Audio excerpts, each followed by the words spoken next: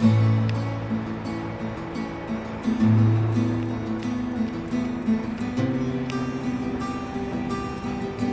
know what's one of the most profitable crops that you can grow?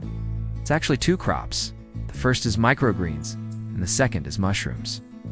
Hey there, welcome back to the channel. We're going to talk about why these two crops are so amazing for small acreage. And we're also going to talk about the different ways that you can use them to make money.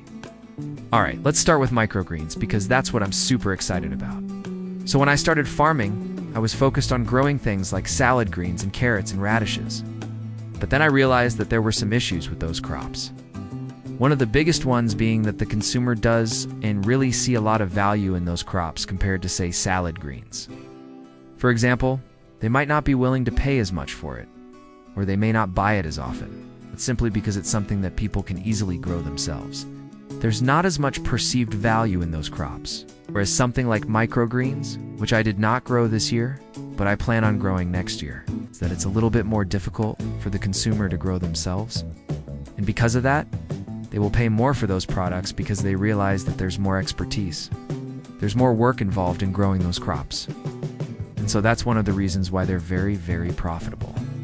And the second reason is simply because they're just so nutrient dense.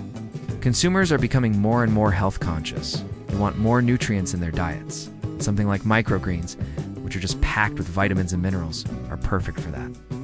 We found that customers are willing to pay $5, $6 even for a small container of microgreens at our local farmers market.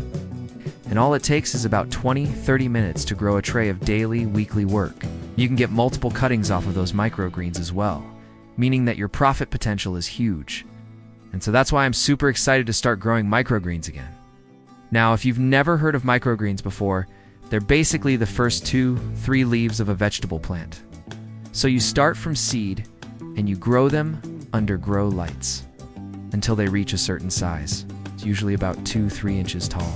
At that point, you harvest the first set of true leaves, leaving the rest of the greens to continue growing. Then you can do that multiple times over, so you get multiple cuttings off of each tray of microgreens. You can use any type of vegetable seeds to grow microgreens. My favorites are sunflowers, radish, broccoli, cilantro, pak choi, arugula. All of these can be grown into microgreens. And it's pretty easy to get started. All you need is some sort of growing medium. You'd like to use either vermiculite, rock wool, or soil blocks. You need a way of watering them. Drip irrigation works really well. And then you need a good set of grow lights. And then you just start from seed and you grow them up. It takes about 7-14 days, depending on the crop, to be ready for harvest. The best part about growing microgreens is that they take up very little space. You can stack the trays on top of each other. You can grow them in a hoop house like I have here. They don't take up much room at all.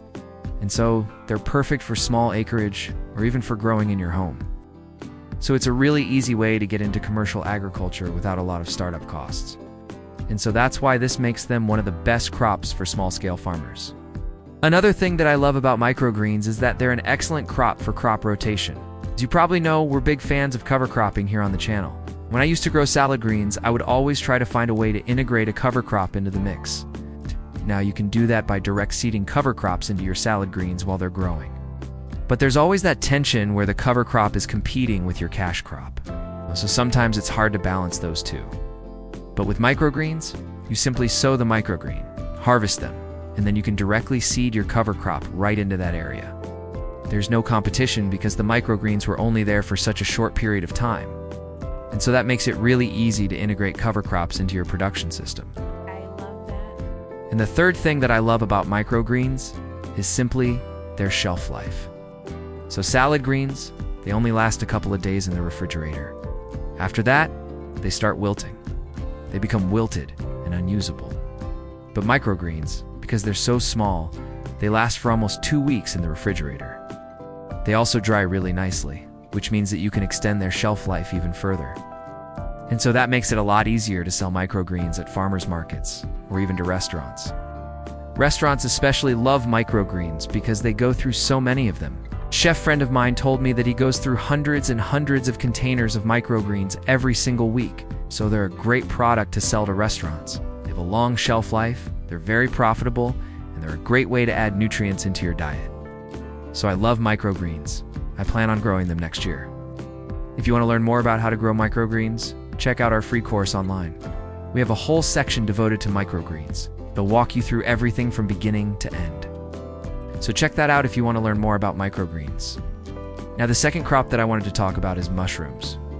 Mushrooms are another great option for small acreage farmers because they take up very little space. You can grow them in a shed, you can grow them in a hoop house, you can grow them in the shade. Really, they just need some sort of protected area where you can control the environment a little bit. And so they don't take up a lot of space. And once again, like microgreens, they're very profitable because they're a little bit more difficult to grow than, say, salad greens. The consumer realizes that there's more expertise involved in growing mushrooms, and so they're willing to pay more for those products. One thing that you do have to be aware of, though, when it comes to mushrooms is that they require a dark growing period. This means that you have to keep the mushrooms completely in the dark for a few days while they're regrowing. And so that can be a little bit more labor-intensive than growing, say, salad greens. But overall, I still think it's fairly easy to grow mushrooms, and the profits are pretty amazing, depending on the variety of mushroom that you grow.